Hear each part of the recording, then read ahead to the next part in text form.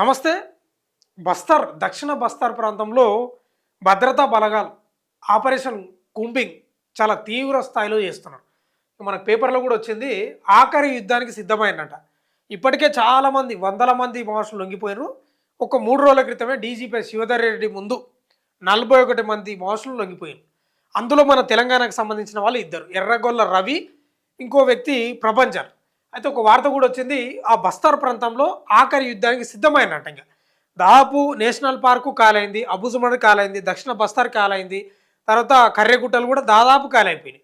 ఇక ఆఖరి అస్త్రం ప్రదర్శిస్తున్నారంట. మనం ఒకసారి చదువుదాం. బస్తర్లో ఆఖరి యుద్ధానికి సిద్ధం. ఆపరేషన్లు ముమ్మరం చేసిన భద్రతా బలగాలు. మావోయిస్టు కీలక నేతలు పాపారావు, దేవాలపై దృష్టి. వీళ్ళిద్దరే ఉన్నారు ఇప్పుడు. మావోయిస్టులకు సంబంధించి అడవులలో పాపారావు అంటే ముగ్గురు పేర్లు వినిపించినాయి. దేవ్జీ కూడా ఉన్నాడు. మరి దేవ్జీ కూడా ఇప్పటి వరకు ఆయన లొంగిపోలేదు, ఎన్కౌంటర్లో కూడా ఏం కాలేదు. మరి దేవ్జీ పేరు అయితే రాలేదు. మొత్తం అయితే దేవ, ఈయన కూడా మన ఎవరు హిడ్మా యొక్క తమ్ముడే అనుకుంటా. దేవ పాపారావు దేవలపై దృష్టి పెట్టిందంట.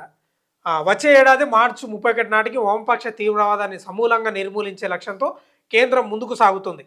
ఇందులో భాగంగా ఓవైపు మావోయిస్టు కీలక నేతల ఎన్కౌంటర్తో పాటు మరోవైపు సరెండర్ల ప్రక్రియ కొనసాగుతుంది. గత నెలలో మావోయిస్టు టాప్ కమాండర్ హిడ్మాను ఎన్కౌంటర్ చేసిన భద్రతా బలగాలు ఇప్పుడు పాపారావు అలియాస్ మోంగు, బర్సా దేవా అనే మరో ఇద్దరు కీలక నేతలపై దృష్టి సారించాయి.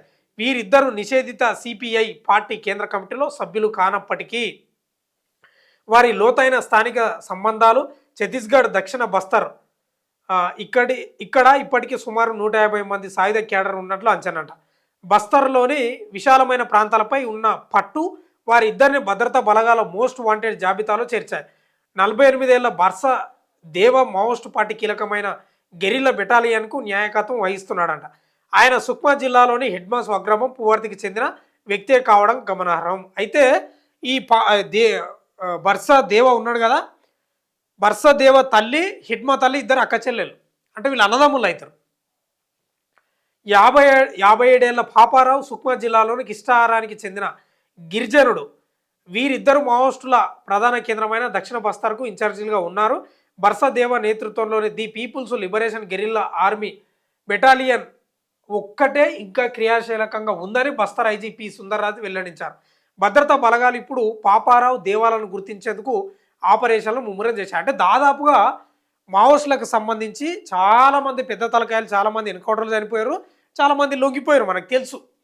ఇప్పుడు ప్రధానంగా ముగ్గురు పేర్లు వినిపిస్తూ ఉన్నాయి. పాపారావు, తర్వాత దేవ అంటే బర్సి దేవ, తర్వాత దేవ్జీ అలియాస్ తిప్పిరి తిరుపతి. వీళ్ళ ముగ్గురు పేర్లే వినిపిస్తూ ఉన్నాయి. ఇక యుద్ధభూమి బస్తర్ అంట. 2025లో డిసెంబర్ 9 వరకు బస్తర్లో 96 ఎన్కౌంటర్ల ఘటనలు జరిగాయి. వీటిలో 252 మంది మావోయిస్టులు మరణించగా 23 మంది భద్రతా సిబ్బంది చనిపోయారు.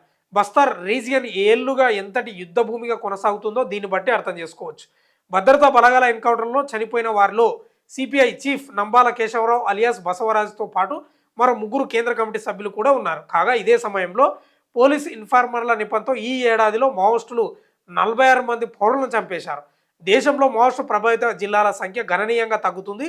2014లో 126 మావోయిస్టు ప్రభావిత జిల్లాలు ఉండగా ఈ ఏడాదికి ఆ సంఖ్య 11కు పడిపోయిందంట. 2014లో 126 మావోయిస్టు ప్రభావిత జిల్లాలు ఉంటే ఈ ఏడాది 11 పడిపోయిందంటే ఆపరేషన్ కగారు ఏ స్థాయిలో విజృంభిస్తుందో అర్థం చేసుకోవాలి మనం. ఏం లేదు, మొత్తం అయిపోయింది.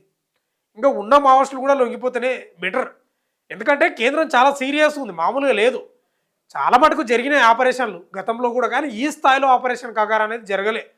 కాబట్టి ఉన్న వాళ్ళన్నా వాళ్ళ ప్రాణాలు దక్కించుకొని జనజీవన స్రవంతిలోకి వచ్చి వాళ్ళు పోరాటం చేస్తే బాగుంటుంది ప్రజాస్వామ్యబద్ధంగా అనేది చాలామంది మాట్లాడుతున్న పరిస్థితి కూడా కనిపిస్తూ ఉంది. ఇక బస్తర్లో ఆఖరి యుద్ధానికి తెరదించింది. అంటే తెరదించలేదు ఇంకా, ఇక సిద్ధమైంది. ఇంకెవరున్నారు ఏం కథ అనేది. అంటే ఈ బస్తర్ అనే ప్రాంతం ఏదైతే ఉంటుందో దక్షిణ బస్తర్, కర్రెగుట్టలు ఇదంతా ఈ పాపారావు బర్సదేవకు పెట్టని కోటనంటది.